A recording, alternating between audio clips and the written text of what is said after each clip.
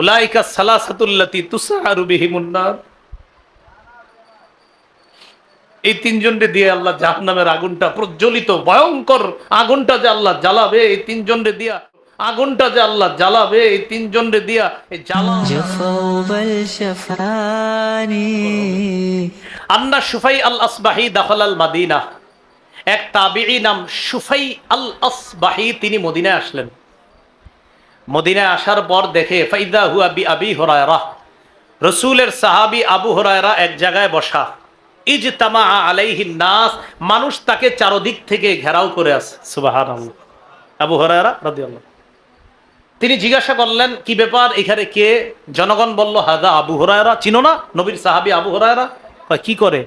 কয় ইউহাদ্দিসুন নাস, মানুষকে হাদিস শোনাইতেছে। সুবহানাল্লাহ, মানুষকে হাদিস পড়াইতেছে, ছাত্ররা বসা সামনে। আচ্ছা বুঝলাম।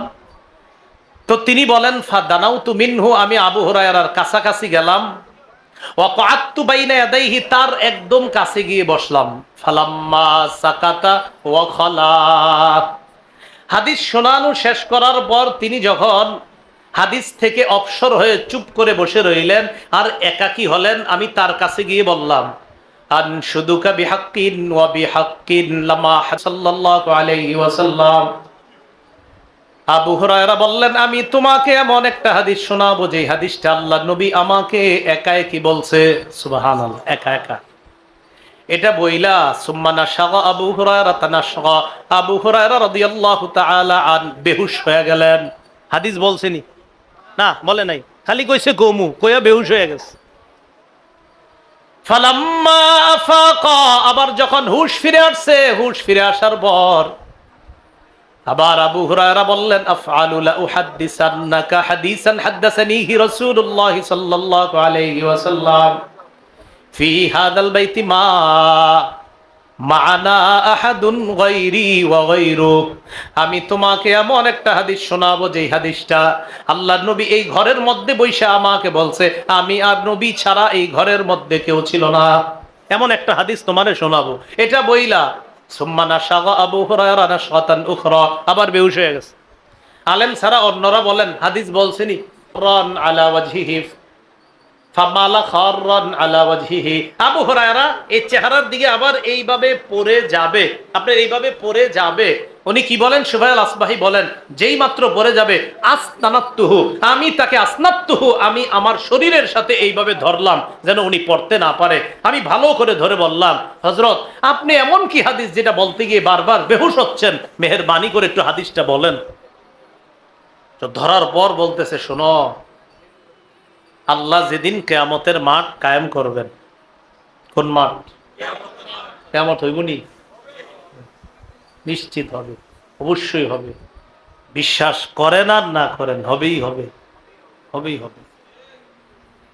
কোরআনে আছে একদল বিশ্বাস করে, কোরআনে আছে আরেক দল অবিশ্বাস করে, কোরআনে আছে আরেক দল সংশয় করে।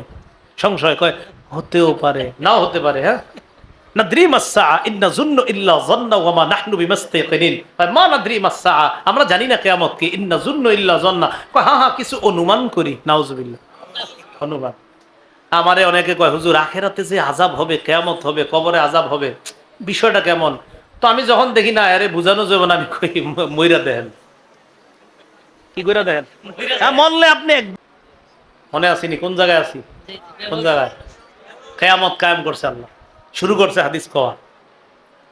কিয়ামত কায়েম করার পর আল্লাহ এবার বিচার শুরু করবে। বিচার ব্যবস্থায় যে তিনজন দিয়ে শুরু করবে,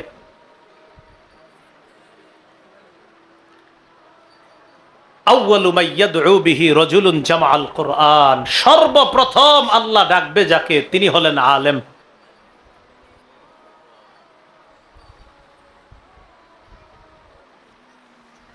কোরআনওয়ালাকে ডাকবে, কোরআনের ধারক বাহক আলেমকে ডাকবেন।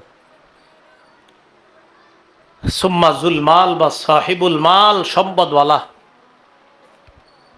সুম্মা রাজুলুন কুতিলা ফি সাবিলিল্লাহ, এরপর মুজাহিদ।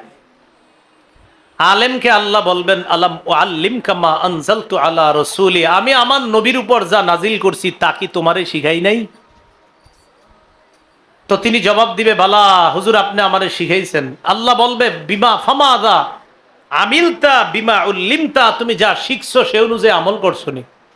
ওই ব্যক্তি জবাব দিবে আকুমু বিহি আনা আল-লাইলি ওয়া আনা আন-নাহার। আল্লাহ সকাল সন্ধ্যা আমি আমল করছি, কোরআন প্রচার করছি, ওয়াজ করছি, বিভিন্ন জায়গায় জায়গায় গিয়া বক্তৃতা করছি। আল্লাহ পাক জবাব দিয়ে বলবেন কাযাবতা, তুমি মিথ্যা বলছো। সাথে সাথে ফেরেশতারা বলবে তাকুলু লাহুল মালাইকাতু কাযাবতা, ফেরেশতারাও বলবে তুই মিথ্যা বলছস। আল্লাহ বলবে তুই মিথ্যা বলছো, ফেরেশতারা বলবে তুমি মিথ্যা বলছো।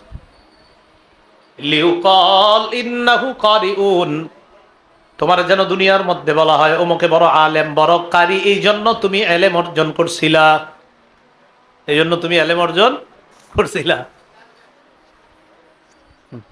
তো এই জন্য তুমি ইলম অর্জন করছিলা, যেন তোমারে বড় আলেম বলা হয়। আশরাফি সাহেব হুজুরে তো মহব্বত করে আমার নাম আল্লামা লাগাই দিছে। আলেমরা আমারে মহব্বত করে, আমি জানি খুব মহব্বত করে। আমার উপর পুরো জুলুম, এটা জুলুম, আসলেই জুলুম। সত্যি আমি যোগ্য না, আসলেই যোগ্য না, বাস্তবিক যোগ্য না।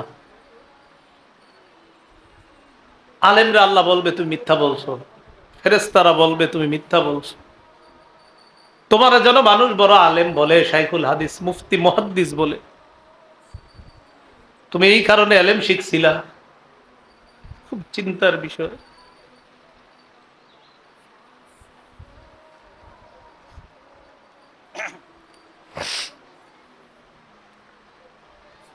তুমি এই জন্য ইলম শিখছো। সহিবা বিহি আলা ওয়াজহিহি ফিন্নার, মাথাটা নিচে দিবে, পা উপরে দিকে ধাক্কায় জাহান্নামে ফেলে দিবে। যাও।